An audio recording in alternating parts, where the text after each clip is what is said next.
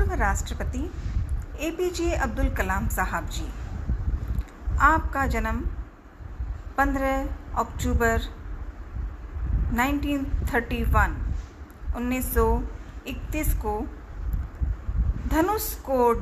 धनुषकोटी गांव रामेश्वर, तमिलनाडु, वहाँ पर मध्यम वर्ग में उनका जन्म हुआ।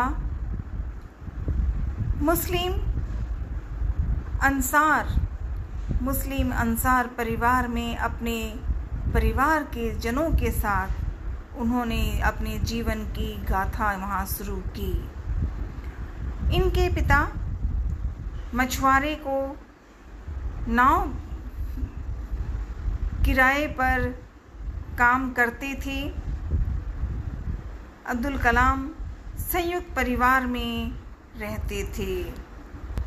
कलाम साहब जी अपने ही परिवार में ऐसी गरीबी था कि उन्होंने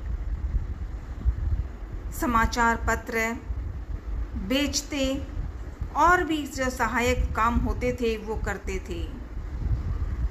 1930 में उन्होंने मद्रास इंस्टीट्यूट ऑफ टेक्नोलॉजी में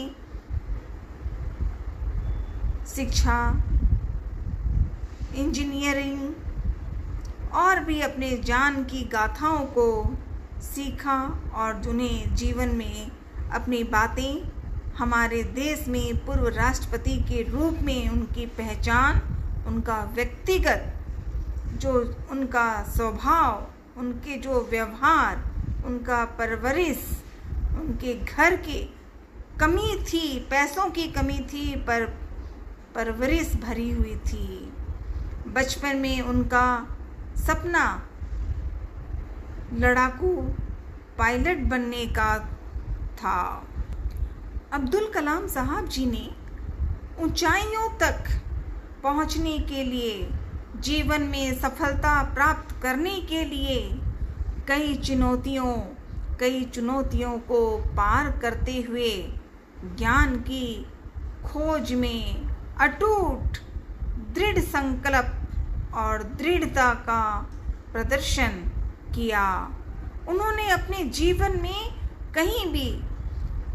जीवन में व्यक्तिगत खुद के लिए विचार नहीं, देश के लिए, कर्तव्य के लिए, भारत के लिए और पूर्व राष्ट्रपति महोदय एपीजे अब्दुल कलाम साहब जी की बातों को जब हम पढ़ते हैं, जब हम उनके बारे में देखते हैं तो हमें गर्व का जो भाव मन में आ रहा है उसकी सीमा कहने में जितना कहें वो कम होती है।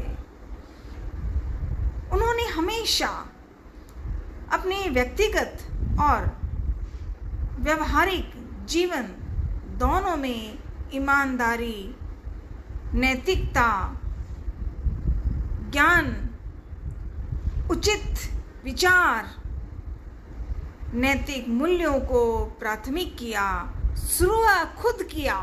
खुद को सिखाने का प्रयास, खुद को मतलब देश के लिए, देश की सेवा के लिए।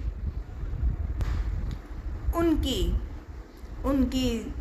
दूरदृष्टिता, विनम्रता, उद्देश्य की गहरी भावना और सेवा का भाव सदा पहचानते रहे और उनके द्वारा दी गई एक छोटी सी बात भी अगर समझ में आती है, विचार आता है, ज्ञान आता है हमें, तो हमें वाकई में सच्चे दिल से हमने हमारे अपने पूर्व राष्ट्रपति